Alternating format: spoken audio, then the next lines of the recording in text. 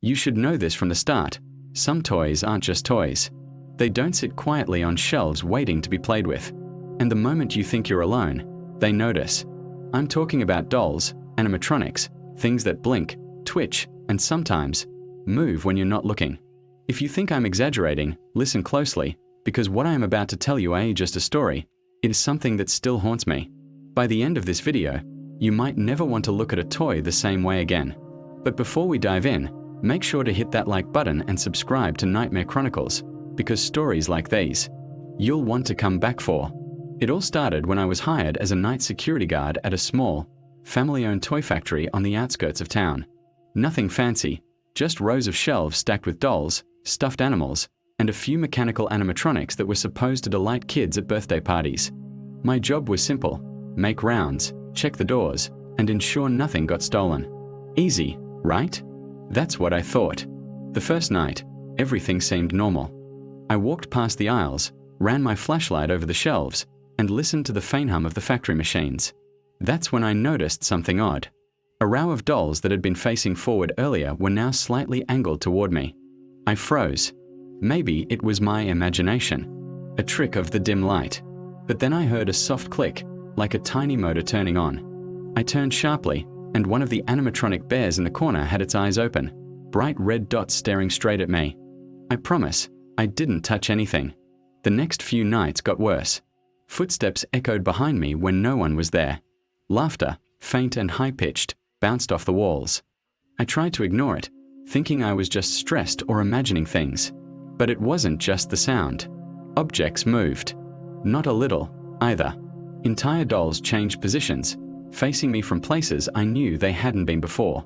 And every time I tried to call the owner for help, the phone lines were dead. By the fourth night, I couldn't sleep. I'd sit in my small office, staring at the cameras, hoping to catch something on tape. And that's when I saw it, a doll crawling. Its tiny plastic hands gripped the edge of the shelf as it lowered itself to the floor. I rubbed my eyes, thinking I was hallucinating. But when I looked again, it was gone. Only the faintest squeak of a wind-up toy lingered in the quiet. That's when panic set in. I realized I wasn't just dealing with old toys with loose motors. Something was alive in that building. Something that hated being ignored. I started documenting everything. Every night, every movement, every sound. I noticed patterns.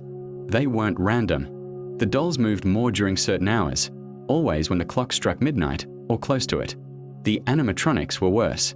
One of them, a clown-like figure with cracked paint and a permanent smile, seemed to patrol the aisles on its own. I never saw it move during the day, but at night, it roamed. And its eyes, those hollow black eyes, always followed me, even when I thought I'd found a safe spot. One night, I tried to leave early. I grabbed my coat and ran for the door, thinking I could just escape this nightmare. But as I reached the exit, I froze. Every single toy in the hallway was facing me. Dolls on the floor, bears on shelves, animatronics in corners.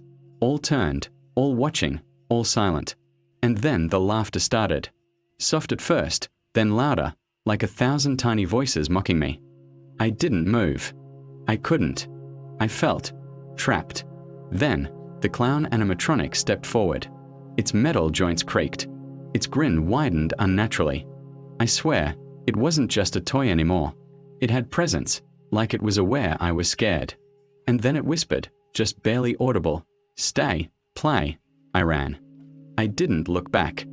I didn't stop until I was outside in the parking lot, breathing in cold air, heart hammering, and praying to never return. I called the owner the next day, explaining everything. He laughed. "Oh, those old models? They're just malfunctioning. Nothing to worry about." But I knew better. I had seen them move. I had heard them whisper.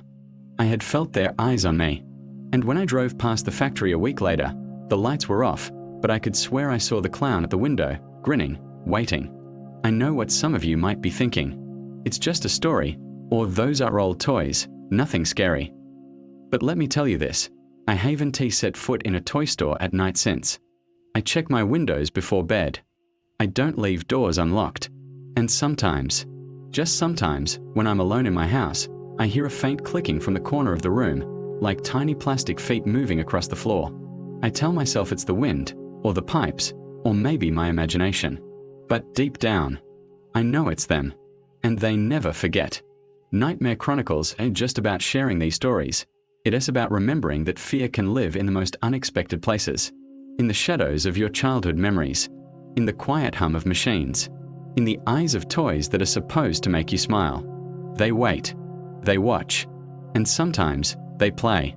If you've ever had something weird happen with toys, animatronics, or dolls, or if this story sent shivers down your spine, comment below.